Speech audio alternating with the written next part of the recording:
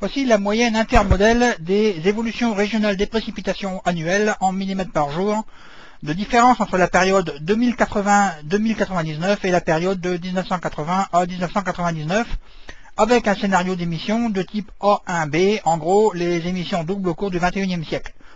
Les régions avec les pointillés noirs correspondent à 80% des simulations qui concordent en signe et en amplitude.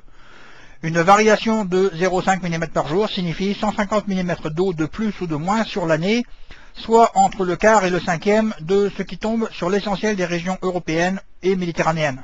Sur le second graphique, on voit la moyenne intermodèle des évolutions régionales de l'évaporation annuelle en équivalent millimètres par jour de différence entre la période 2080-2099 et la période 1980-1999 avec un scénario du même type que celui précédemment, A1B. En gros, les émissions doublent au cours du XXIe siècle. Attention, les zones vertes et bleues correspondent à une augmentation de l'évaporation et donc à un assèchement, toutes choses égales par ailleurs. Les régions avec des pointillés noirs correspondent à 80% des simulations qui concordent en signe et en amplitude. Une variation de 0,5 mm par jour signifie environ 150 mm d'eau qui s'évapore en plus ou en moins sur l'année. Sur le troisième graphique, on voit les moyennes intermodèles de l'évolution de l'humidité moyenne des sols entre la période 2080 et 2099 et la période 1980 à 1999 avec un scénario d'émission qui reste A1B. En gros, les émissions doublent au cours du XXIe siècle. Les régions avec les pointillés noirs correspondent à 80% des simulations qui concordent en signe et en amplitude. Un sol plus sec est évidemment moins hospitalier pour les espèces en place. Notez que les endroits où les précipitations augmentent, exemple une partie de l'Europe du Sud, le Canada et la Sibérie, peuvent voir les sols s'assécher. Il peut y devenir trop chaud sur nos latitudes. La vernalisation, c'est-à-dire l'exposition au froid pendant l'hiver, est indispensable à certaines plantes pour pouvoir produire des fruits, et des graines surtout. Et par ailleurs, l'hiver est aussi fort utile à beaucoup de végétaux des mêmes latitudes pour se protéger des insectes ravageurs, tués par le froid et qui prolifèrent sinon. Le temps peut devenir trop riche en phénomènes extrêmes, et donc peut détruire physiquement les végétaux, dégrader le sol ou amener des éléments qui empêchent le développement de la végétation. Un changement climatique peut aussi augmenter la compétition d'autres espèces. Par exemple, les conditions peuvent devenir particulièrement favorables pour les micro-organismes provoquant des maladies, comme des champignons, des microbes, et pour des ravageurs du monde animal, notamment les insectes. Les nuages de criquets dans la Beauce, ça vous dirait ? Un changement climatique peut provoquer des conditions favorables à une agression humaine, notamment l'incendie qui est assez inéluctable en cas de sécheresse. N'oublions pas que la majeure partie de la Terre est peuplée d'hommes. Un changement climatique peut plus généralement déstabiliser l'équilibre d'un écosystème, ce qui peut appauvrir sa biodiversité, voire, dans les cas les plus favorables, le tuer. Pendant les ères glaciaires, les écosystèmes que nous connaissons aujourd'hui étaient absents des moyennes latitudes. Il est difficile de dire ce qui subsisterait des écosystèmes actuels sur une planète qui perdrait 5 à 6 degrés en un siècle. Mais dans bien des régions du monde, cela risque de signifier un gros choc. Voici une étude publiée par Nature en janvier 2004 qui suggère qu'un réchauffement de 1,8 à 2 degrés entre 1990 et 2050 pourrait conduire à la suppression d'un quart des espèces vivantes en 2050 par rapport à aujourd'hui.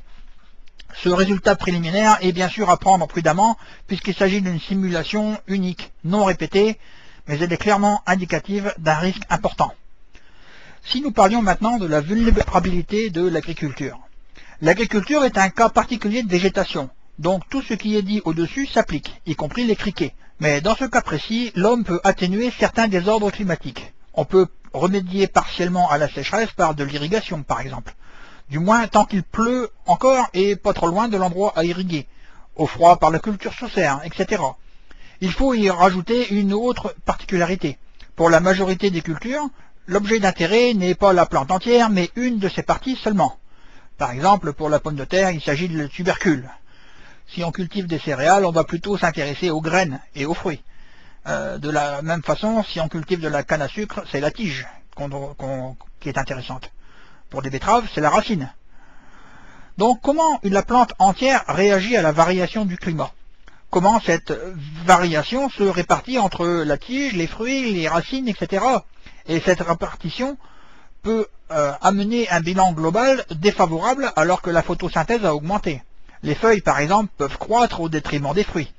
Enfin, il faut tenir compte de l'augmentation du CO2 dans l'air, et si nous faisions le panorama de tout cela, c'est assez complexe, comme le schéma ci-dessus le montre bien.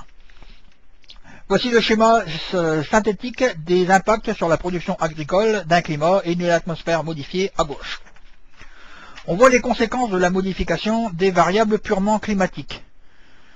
Augmentation des températures de l'air, de rayonnement solaire, diminution des précipitations. ETP signifie évapotranspiration, soit la perte d'eau destinée à refroidir la plante par évaporation. À droite, les conséquences biologiques d'une augmentation du CO2. Les flèches rouges représentent les effets négatifs sur la production ou supposés comme tels, et les flèches bleues les effets positifs. Dans la base de ce genre de schéma fonctionnel, les agronomes ont bien évidemment essayé d'avoir une idée de ce qui pourrait se passer dans un climat modifié, et cela donne par exemple ce qui figure ci-dessus. Voici les pourcentages de gains ou de pertes en 2100 par rapport à maintenant pour les diverses cultures, les scénarios divers et les zones géographiques diverses. With adaptation signifie que les dates de récolte et de semis sont adaptées au mieux pour le climat. Without adaptation, que ce n'est pas le cas. On note une très large dispersion des résultats, selon les scénarios d'émissions de gaz à effet de serre retenus. Les récoltes en maïs en Roumanie perdent plus de 10% ou gagnent 5%. Mais un certain nombre de facteurs ne sont pas ou très mal pris en compte dans ces simulations. L'apparition possible de nouveaux ravageurs, les insectes, les champignons, les virus ou leur prolifération subite.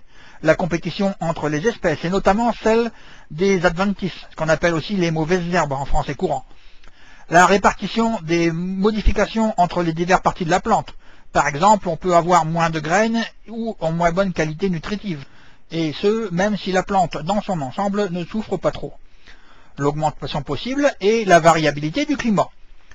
Ces résultats sont donc à prendre à titre indicatif, car là comme ailleurs, les principaux facteurs de risque résident probablement dans ce qu'il n'est pas possible d'étudier aujourd'hui.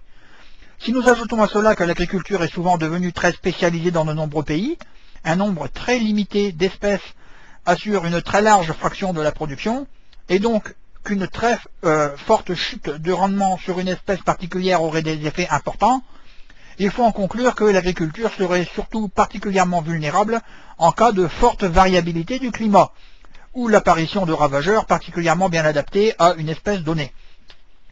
La vulnérabilité des écosystèmes d'eau douce. Comme on l'a vu plus haut, le changement climatique ne se bornera probablement pas à une évolution des températures. Les précipitations vont aussi se modifier, et cela peut affecter les écosystèmes aquatiques. Les écosystèmes aquatiques et les populations piscicoles pourraient souffrir d'une alternance de fortes précipitations et de périodes sèches, ou d'une augmentation de la température de l'eau. Les changements dans les écosystèmes aquatiques pourraient avoir un impact sur la disponibilité de ressources en eau. En guise de conclusion, il semble assez peu probable, compte tenu de ce que représentent quelques degrés de différence de la température moyenne de la surface de la Terre, que 90% des écosystèmes passeraient à travers sans dommage. Maintenant, être précis sur la localisation des risques et leur nature, passer les quelques généralités ci-dessus, est encore une affaire risquée. Pour de plus amples informations, on peut télécharger en français au format PDF le résumé des décideurs du groupe 2 du GIEC sur le site de M. Jancovici. On peut aussi consulter en anglais un papier du GIEC sur l'impact du changement climatique sur la diversité. À titre personnel, je voudrais simplement rajouter que le réchauffement climatique n'est pas le seul risque auquel les écosystèmes sont confrontés. La déforestation, par exemple, est un des graves phénomènes qui peuvent influer sur la présence ou non de telle ou telle espèce sur telle ou telle région. La chasse, la pêche et la culture occupent de plus en plus de territoires pour nourrir de plus en plus de monde. C'est aussi un grave problème en ce qui concerne les espèces naturelles, qui se retrouvent confrontées à une compétition inégale de l'homme sur les mêmes sites. En règle générale, les considérations purement économiques l'emportent souvent sur le bon sens simplement. Et les exemples ne manquent pas d'espèces animales ou végétales complètement détruites par l'homme pour des intérêts économiques purs. Donc à la question posée « Que risquent les écosystèmes ?», je réponds qu'ils sont en danger mortel, et ce, pas seulement à cause du réchauffement climatique. Si l'homme continue à faire ce qu'il fait actuellement de mieux, c'est-à-dire produire pour produire, c'est le dépôt de bilan qui guette tout simplement les écosystèmes. Bien sûr, ces remarques n'engagent que moi, mais par exemple ce qui s'est passé à l'île de Pâques devrait nous faire réfléchir.